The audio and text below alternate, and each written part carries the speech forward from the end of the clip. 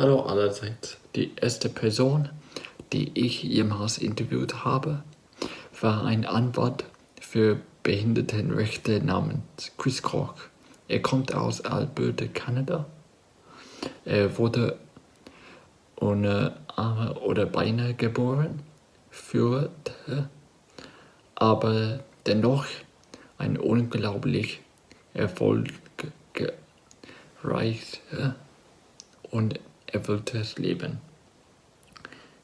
Er reist mit seinem Skateboard um die Welt und macht Vortragsreisen, die jeden dazu ermutigen, sein Leben in vollen Zügen zu leben. Wir teilen uns sehr schnell unter anderem durch Hautfarbe, Nationalität und Religion. Anstatt uns selbst und einander als das zu betrachten, was wir wirklich sind. Ich habe viele Freunde aus der ganzen Welt. Viele von ihnen haben unterschiedliche Religionen, unterschiedliche Fähigkeiten und unterschiedliche Nationalitäten.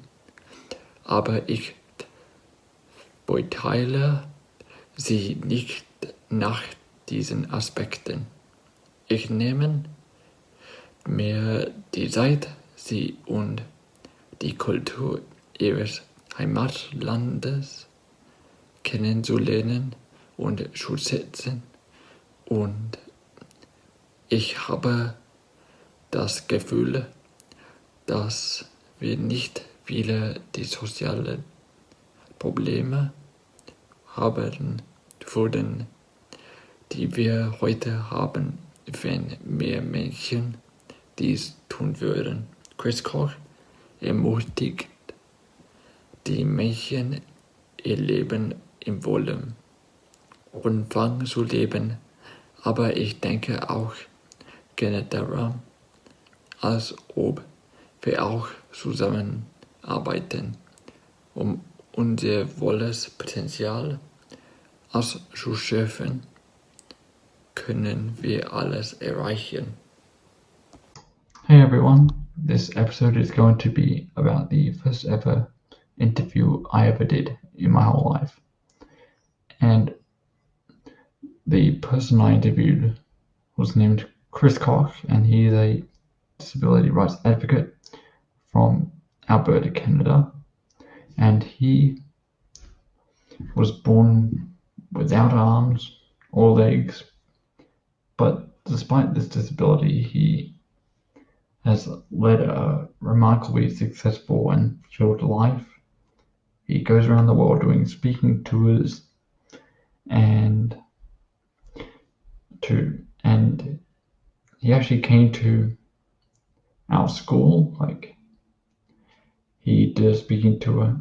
I should say that he did a speech at our school, and I actually got the opportunity to interview him.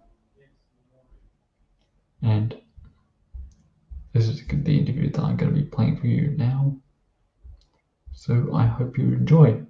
And I believe that the message he spreads through his speaking tours is a really inspirational one, because he travels around the world on a skateboard, and he travels to various countries, including, well, when I met him, he had traveled to countries including Cambodia, and he traveled throughout Canada, and he traveled throughout other parts of Europe as well, not just Switzerland.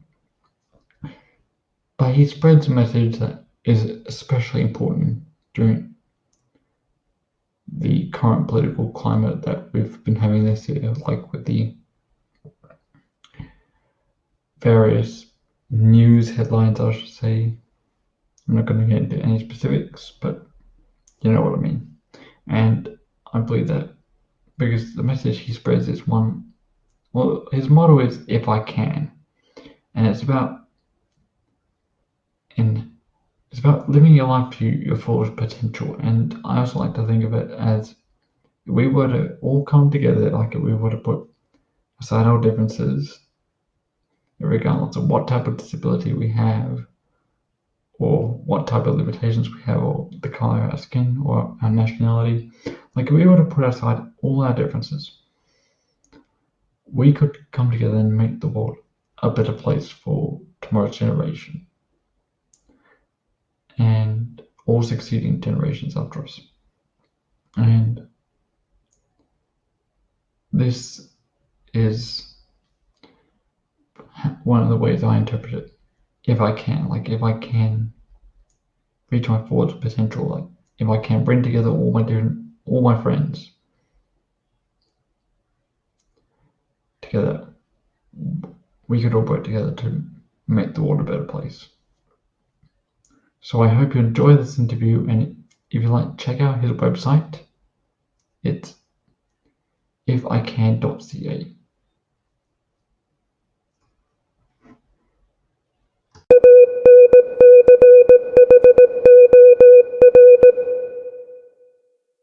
So, I'm Josh Downey. I was born in 2000, Sydney, Australia.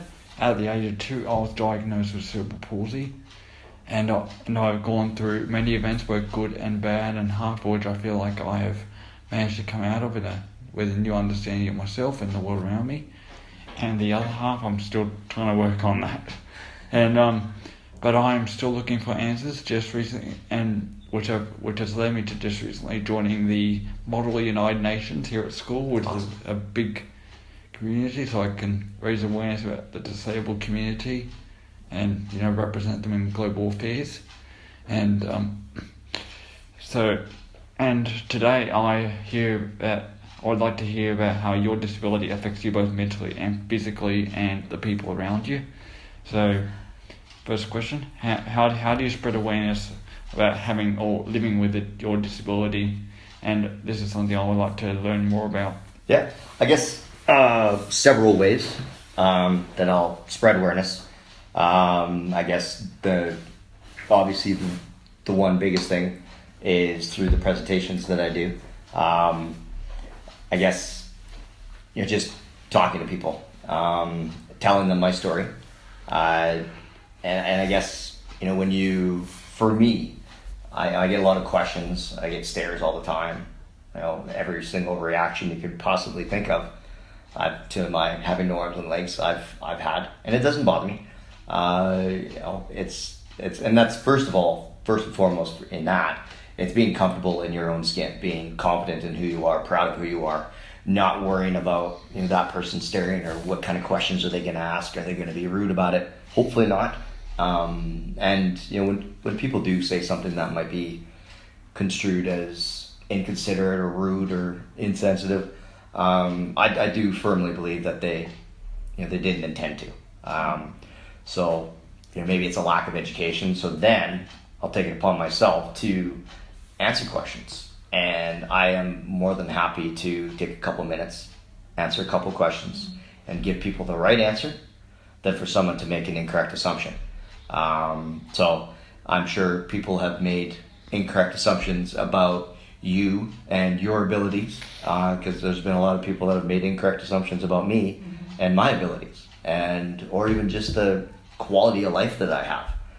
There's a lot of people that will try and give me money under the assumption that I need it because I'm not able to work or whatever, and it's that's couldn't be farther. There's other times where people give me money just because I've kind of given them a little bit of perspective on life, and thank you, just seeing you with a smile on your face, doing your thing, just gave me that little proverbial kick in the butt to not feel sorry for myself.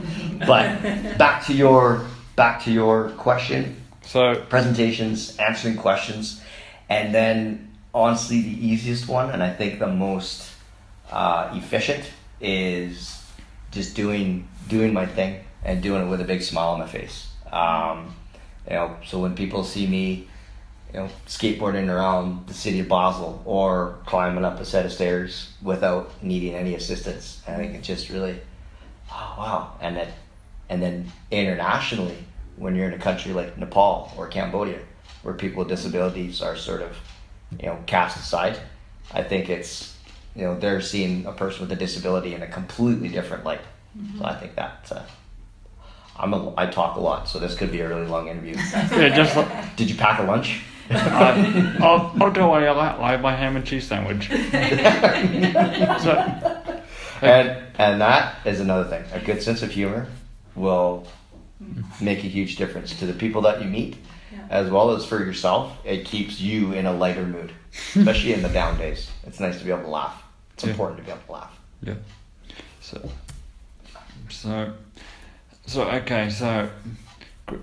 because I'm doing a personal project on the link between my disability and mental disorders. And I was interested growing up without, because I know that everything's somewhat psychological, simultaneously biological. But so growing up without arms and legs, how did it affect you mentally? Like, did you think differently to everyone else? Did you go through like certain mental conditions? Yeah, I mean, everybody does, with or without a disability. I have a good friend, and she was on, I don't know if it's on TV or was on TV over here, but America's Next Top Model. So, I mean, she was in the second season. She finished second or third. She's beautiful. Yet, she suffers from depression and is always looking in the mirror, worried, judging. Yeah. So it doesn't matter who you are. You have those moments. But yeah, for me, there are times when things aren't going my way. I'm having a bad day. One of those days where it seems like everything you do goes wrong. If it wasn't for bad luck, you'd have no luck at all. And yeah, I have those moments where I think, this sucks. Why couldn't I have arms and legs? If I had arms and legs, life would be easier.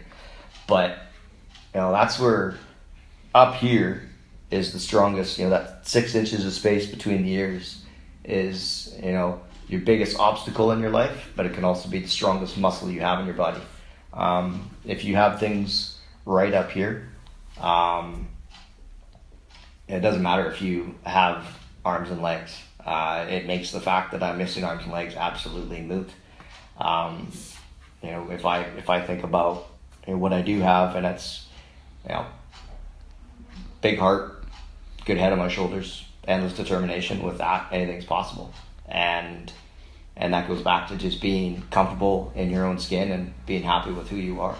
And I guess, when I am having those down days, I think, all right, well, I have an amazing job that I love. I get to travel the world, meet incredible people, done some cool stuff. I have an incredible supporting family, friends, 2 nephews and a niece that I absolutely love to death. Try and spend as much time with them as I possibly can. So that's the stuff that you have to, concentrate on. Because when you're in a negative space, it seems like all the failures build up, and there's no wins. So giving yourself those little wins is very important too. Yeah, and that leads into my next question. Growing up, well, first of all, how much support, these days, did you receive throughout your even throughout your childhood? How much support did you receive from family, friends, the community? So the community, your school, your health, probably childhood friends that you had? Yeah. So I grew up in a pretty small town, 1,500 people. So everybody knew everybody knew me. They knew what I could do and what I maybe needed help with. So it was the perfect balance of having help if I needed it, but also, stepping back and letting me, do my thing. And I guess, to rewind the clock to right from day one with my parents, they realized very early on that if they did everything for me, they would actually be doing more harm than being of assistance. They knew that I needed to figure out how to do my stuff my way. It's not like they could say, well, this is how you could get dressed. No, I had to figure out how Chris does it his way with the limbs that he has left. And then also too, as I got older, there'd be times where I'd want to, maybe cut some corners. Can you do this for me? No, Chris, you can do that just fine. Like, get off your butt and do it yourself. So it was a perfect amount of, having support, having assistance, and, leaving me. And that's actually, support is a lot more beneficial than assistance in a lot of ways. Okay, for me it was kind of a different story, but we'll get to that because it's about you. So, at home, well, these days, going back to the previous question, well, we live in the 21st century, a century full of technology. At home, what technology do you use to help you with your everyday life? Honestly, I have very, very little. Obviously going through university, having a computer to be able to access information and just write, essays. I took history, so it's a lot of writing and a lot of reading. So, to be able to eliminate having to go to the library and pull out 15 books to do a paper, pulling that off the internet was a lot easier. Being able to type on the computer instead of writing longhand. Okay. Although I can write a very, very neat handwriting, which is ironic. And I guess if you went to my apartment, you would walk in there and not assume that a person with a disability was living there. So for me, I've always found if I can do as much as possible without adaptive technology, that makes the whole world accessible to me. If I have, grab bars and stools and lifts and everything in my apartment, well, that does me great at home. But what if I am on the other side of the world? I need somebody to bring all that stuff with me. So, yeah, being able to do without all that stuff, I find is beneficial to me, because when I go over to a place like Cambodia, it's not very accessible at all, but I can still get around. That being said, I do, and I'm starting to see the value in maybe having some things at home just to make life easier, because in the end of the day, you can vouch for me on here, understand where I'm coming from here. Takes a lot more energy to do everyday tasks. So you add up everything you have to do throughout the whole day. At the end of the day, pretty damn tired. So if you can kind of save yourself a little bit of energy and time, yeah, why not? Yes, and so how do you think that the international? Well, you've obviously done a lot of traveling. So how do you think the international community views the disabled community, and what can be done to improve that viewpoint if we're viewed in a negative light? Yeah. So some of that is cultural. So like I said, places like Cambodia, Nepal, people with disabilities are sort of cast to the side, hidden, what have you. And then you come to a place like Europe, North America, down in Australia, very, very accepting, and in a lot of ways very encouraging too. Especially, I've found Australia to be some of the nicest, most encouraging people in the world. I won't use some of the language because they're often very vulgar with it, but like oi mate, bloody ripper, just stuff like that. So it's most of the time it's great. There's, I guess, instances culturally, and even instances in the more accepting cultures where some people are maybe a little bit ignorant or rude. But again, I try and see the best in people and assume the best in people and assume that they're not trying to be rude. They're just, maybe they just need education. So that goes back to just me doing my thing and showing people what I'm capable of doing. And this, a smile, doing it with a smile on your face, that is the most disarming thing you can do. So if you are walking around, or in my case, rolling around, miserable, in a negative mindset, that energy on the inside is going to project on the outside. People are going to pick up on that, and they're either going to want to stay away or that might kind of bring in negativity too. Whereas when you have a smile and that positive energy within, that projects on the outside and it brings it back into you as well. Yeah. And what do you think? Because like I'm in the NUN trying to represent the disabled community. Well, at least I will be. And yeah, and stuff like the UN, we discuss the global issues. So what do you think that disabled people can do to project their voice on political and global affairs that are probably affecting them in like third world countries and things like that? Oof. Loaded question.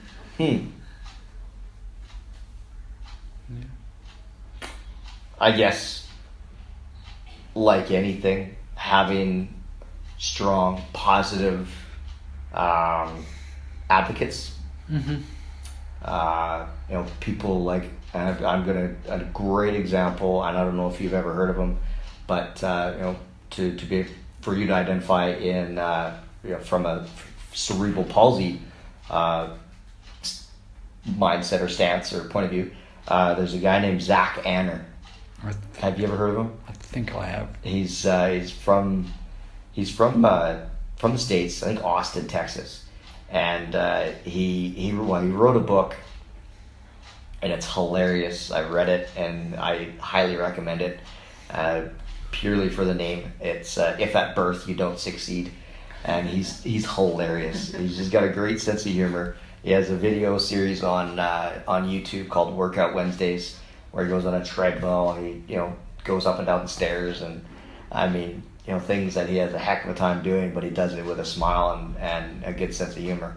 But having positive advocates like that can sort of put people at ease when dealing, a person who is not disabled, dealing with somebody, or sort of even just the topic of disability, put them at ease and feel like they don't have to, walk on eggshells and say the wrong thing and upset or offend, but also just to put it in a positive light. Well-spoken, charismatic people. So civil rights movement, you had Martin Luther King, and he did wonders.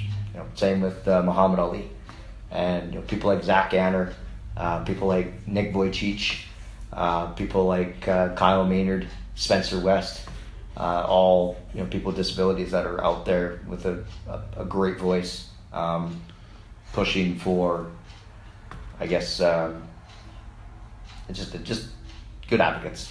Yeah, and so were you ever discriminated against growing up, or like in people like in ignorant situations? Yeah. Like I've said before a couple times, I try and believe in the best of people, and I don't think they were trying to be discriminate out of rudeness or on purpose. It was just a lack of education. So yeah, I worked for an airline in Canada, and it took a lot of convincing at first for them to believe that I could work at the airport, and then even once I got the job, adding extra duties to my repertoire while at work was a challenge. And part of it is we live in such a litigious society that they're worried that if I take a guest who's flying with us from check-in counters to the boarding gates in a wheelchair, that if I trip and fall, you're gonna have a lawsuit. Well, why would you let a guy without arms and legs push a wheelchair? So when I did this job, I wore artificial legs, so I was a little bit taller, just to kind of give you that piece of information. And my argument would be, well, what if Kristen's working at the airport and she trips, and a person is less apt to sue the airline if Kristen did it as if I did it. So it's frustrating for that reason. So yeah, there was instances like that, or even I was flying. First time I flew to Asia, I'd already been to 3 other continents flying by myself, and the airline they didn't believe me when I said, I could travel on my own. And I said, well, what if you have to go to the bathroom? I said, well, then I'll go to the bathroom. Well, how? Well, I'm not going to go into details about how, but trust me, I shouldn't just mess with them. I said, well, I just put newspaper on the floor and just go on the newspaper, and then I'll let you. No, but it's just little examples like that. And by the end of that flight, honestly, the whole crew, even one of the pilots, came up for the front. They wanted a picture with me. Oh, so it's being persistent and not taking no for an answer, and then, but also not getting frustrated, because I think if you meet them with anger, they're going to push back, and you're not going to get anywhere. So you really got to be patient, and sometimes you have to bite your tongue, even though you want to say something laced with vicious rhetoric. You can't, because then you end up looking like the jerk, when originally they were actually being the ones who weren't being fair, for lack of a better way to put it. yeah. Josh, you've got just about 5 minutes left, okay? Ooh. It's okay, we talked about that. You don't have to get to it. Yeah. So do you have any questions for me during these last 5 minutes? Oh, well, hey, you know what? I could flip the script and ask you all these same questions. So tell me a little bit. I'm just going to go back to the question because I can't remember them all. But I guess that would be, so as far as discrimination and people questioning your ability, is there any that stick out? Yes, well, actually, especially during my first few years of school, I in the Australian educational system at the time, I had to, well, you see, I qualified for special education, but mostly 15 hours a day out of it. But in the end, I only ever got about 3, and I was mostly treated like every other student in the school. That was the bad thing about the Australian educational system at the time, was that they didn't really, they considered disabled students to be the exact same as everyone else. So I was given the exact same amount of work to do in the exact same time frame as everyone else, and that was difficult for me. So Thanks, Josh. yeah. Yeah. And and also when it comes to why, this is part of the reason why I joined MU in the first place, was just like with you. I originally well, you see, I'm a very good speaker. I'm not nervous when I speak, and No, you're not. yeah, and I like most normal people, I don't get stage fright easily when I'm speaking. So that's why I joined MUM, because I felt, and I'm good at current affairs and politics and things like that. That's all my thing. That's all my jam, and so that's why I joined MUN as a delegate, was because I couldn't be pressed. Because that would involve too much writing, and I can only do so much.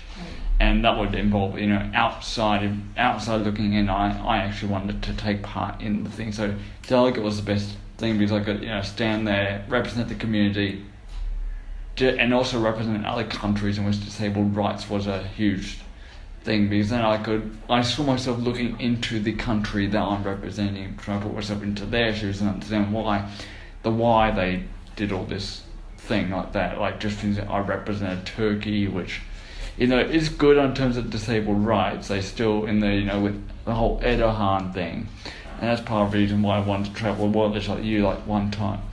Like, someday I'll plan it. I'm really sorry, but we've got to wrap up. I know. So, all right.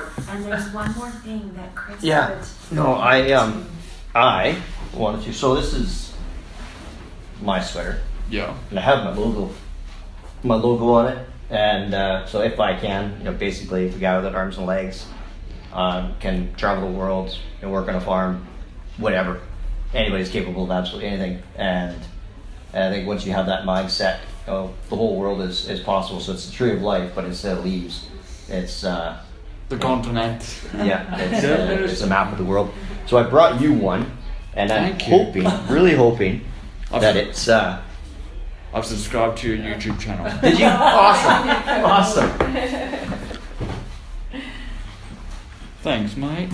No worries. So, and I've also liked your website, by the way. I know, we felt like stalkers for a little while. We were totally checking you out. Shall I stop the recording already? Josh, Yeah. take a look. So yeah, there's yours. Thank you. And I don't know, it's a medium. Is Yeah. that going to fit you all right? It's a me. Try it on, Josh. Shall I stop the recording first? Yeah.